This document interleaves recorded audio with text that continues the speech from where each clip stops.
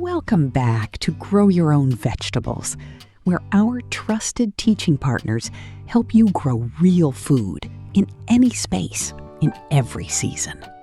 What if you could put fresh, homegrown food on your plate in just 7 days?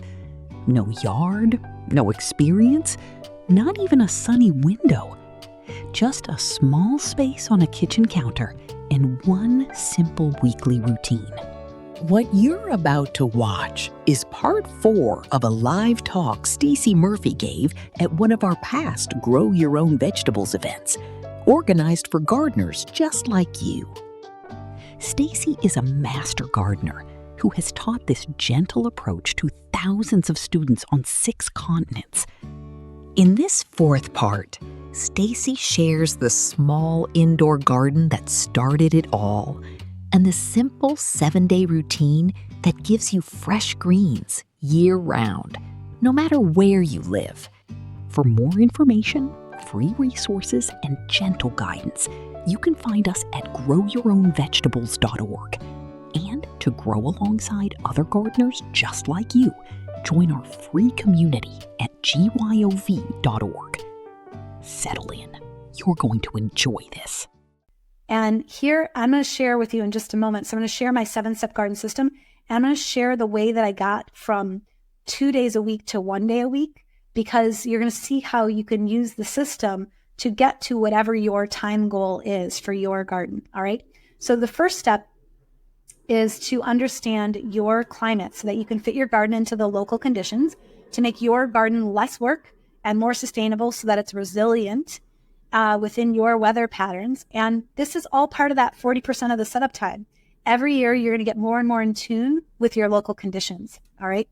Step 2, and all of these steps, it's cyclical. Like every year, you're going to go through these. All right. So the second step is to discover what kind of growing medium is right for your garden style. So what is your growing medium? You might use soil in your outdoor garden beds, or you might use potting mix in containers, or even a water solution for hydroponics. This is where your health starts. It's at the root of your plant, where all the microorganisms are feeding the nutrients to your plants. So you want to spend time setting up a system that grows thriving plants with big harvests. And this includes compost. So this is part of that 40% of the setup. So plan to spend a little bit of time here. So that compost part of that second step is that you need to have a cycle of nutrients that go back to your plants for optimal health. And there are dozens of ways to do that, including integrating it into your planting beds. The key is to find a composting strategy that works for your lifestyle and the resources that you have available to you. All right, so far, everything that I've talked about is setup, that 40% setup time. Now, let's talk about plants. This is essentially the third step, and it's creating your roadmap, like I talked about, for the entire growing season, what you're going to plant, where, when, all the different plant rotations, the successions throughout the season, and how many seeds you're going to need, how many transplants you're going to buy from the store. You're going to put everything into that plan. All right. And then the 4th step is to set up a water system that works for you. Again, you choose a system that works for you. You might choose to hand water because you have a small garden and you enjoy that daily ritual of seeing what's going on in your garden. Or you might choose to automate everything because you only want to go once a week. And again, if you're going to set up an irrigation system, then that's part of that 40% setup time. So when you focus on the automation, you can leave your garden for a week at a time without any worries. That's the biggest benefit of automating your watering.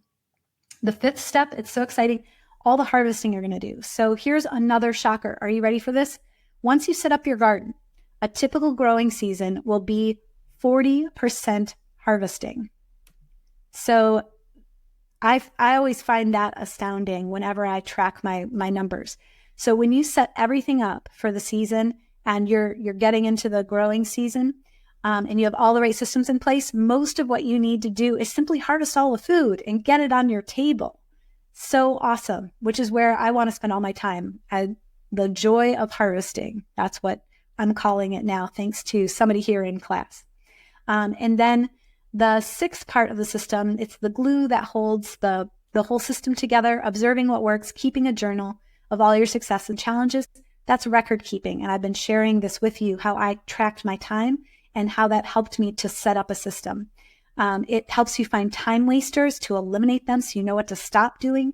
And it's how you can replicate your system year after year so that you get even more harvest with less effort, essentially, over the years.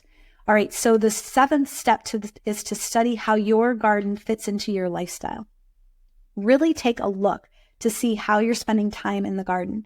You've seen how helpful simply tracking your time can be toward a more efficient garden your second year. That's just one trick of the trade. There are dozens of time wasters to avoid, dozens of ways of doing everyday gardening tasks more efficiently by just knowing how to use your body and tools right. I've had students tell me, oh my gosh, you told me how to move this giant pile of mulch in the fastest time possible. Thank you for that. Just showing me how to use my body, right? So there are always ways to make things faster.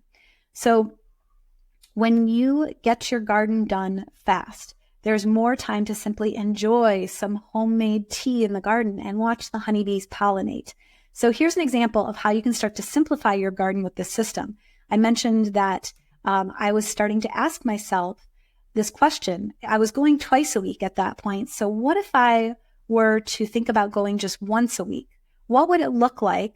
What would I have to do differently in order to make that happen, right? Because here's the deal. You get to make the decisions based on your end goals. If my end goal is to go just once a week, what do I need to do to make that happen? All right. So there was a couple compromises I had to make. And that's the thing, is understanding how to make those compromises so that you can get to your goal. So the first thing I realized is that I didn't want harvest to go to waste simply because I wasn't there. That would be heartbreaking to me for food to go to waste. It doesn't really go to waste. I mean, it falls on the ground, it gets composted back into the system. It's all good. But having things fall off the vine or become inedible, that would be heartbreaking to me. So I looked at my harvest log. I looked at everything I had harvested for the whole season. And I looked at, because I had dated every time I had harvested anything, I had dated it. And then I talked about how much I harvested. And I looked at things that required harvesting more than once a week. And here's what I found. I basically found that beans, peas, cherry tomatoes, and okra, they need to be harvested more than once a week. And so basically, those plants, they were gone from my garden because I didn't want to waste that food. So I just no longer planted those particular plants. Yes, I absolutely love beans, peas, and okra. I'm willing to, sacrifice them for my sanity so that I only have to go to the garden once. The joy of fitting it into my busy schedule is bigger than growing my own peas and beans and having some of that stuff go to waste.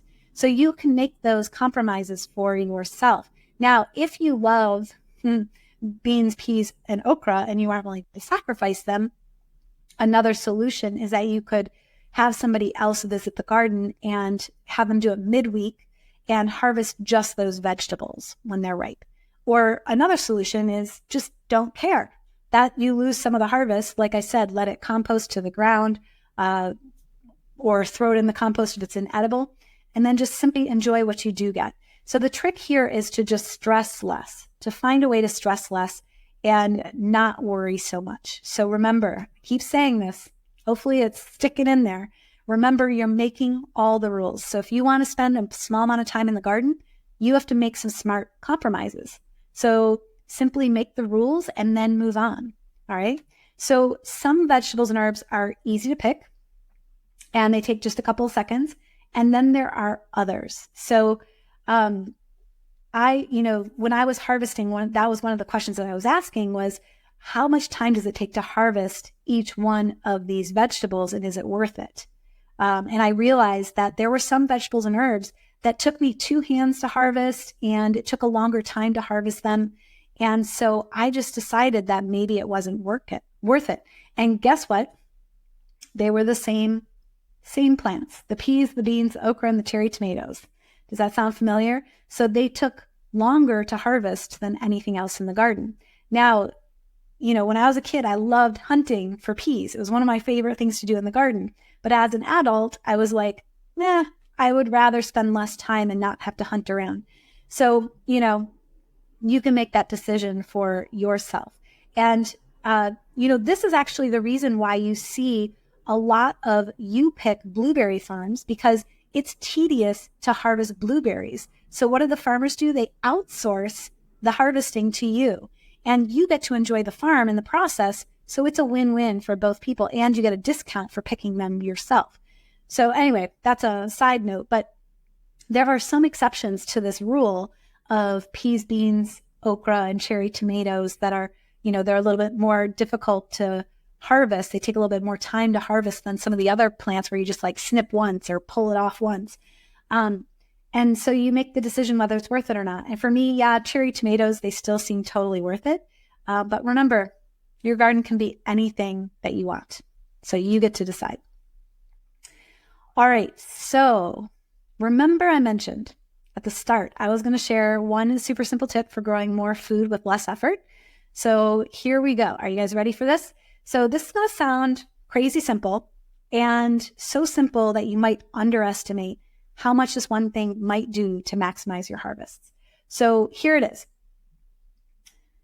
Don't underestimate this. I swear it's very powerful. So when you're planting your seeds, plant double, especially if you're growing greens, because especially if you're only visiting your garden once a week and you're relying on your drip irrigation system to do the watering for you.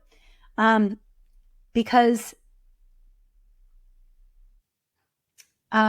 basically, when you're planting double, your main role is to harvest, and you want the harvest to be there. So by planting double, basically, you ensure that there's going to be plants there. All right. So this helps you in two ways, that planting double. So the first way is that you can always pick baby greens. You can thin them out. You can make a little mini salad for yourself. And there are going to be more plants growing in right behind it. So basically by planting double what you think you should with your greens, then there's more harvest for you.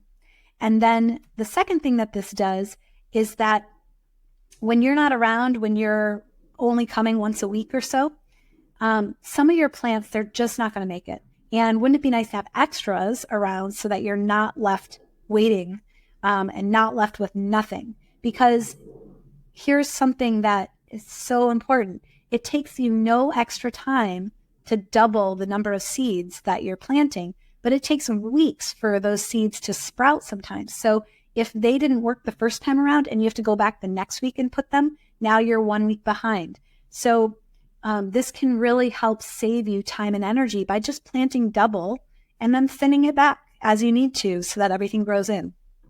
All right. Why not throw down a bunch of seeds to see what happens? Now, my voice is starting to go. So Linda is one of my students. She took my suggestion and her garden just exploded with more food than she imagined. She had so much food, she had to give a lot of it away. So your neighbors and friends are going to love you. Plant double, give it away. All right. And planting double is one of my tricks that I used my second year when I stopped going, twice a week and I went down to once a week. It's one of the things I did. It made such an improvement in my system. And I know because I have all the data that shows me that it basically helped the consistency of the harvest coming in. All right. So I know I told you it was simple. Don't underestimate this strategy. It can produce a wildly successful garden, and it doesn't take you any extra time to implement it. All right. So having this replicable system that I talked about, the 7 steps, it's going to allow you to look at what you're doing systematically and then ask questions about how you are spending your time, how you're spending your time now, and then what you might simplify in the future so that you can streamline your efforts. What could you simplify in your garden? What might you compromise? What might you let go of so that you could spend a little less time gardening and enjoy it even more? If you want to watch the full video about how to grow your own vegetables in minutes a week, check the link in the description. If you'd like more guidance on growing fresh, flavorful greens, even in small spaces, Stacey has put together a simple guide for you. You can download it for free at growyourownvegetables.org/growyourgreens.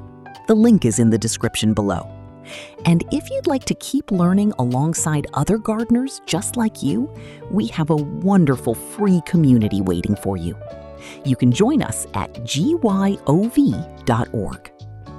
Thank you for spending this hour with us. We'll see you next week.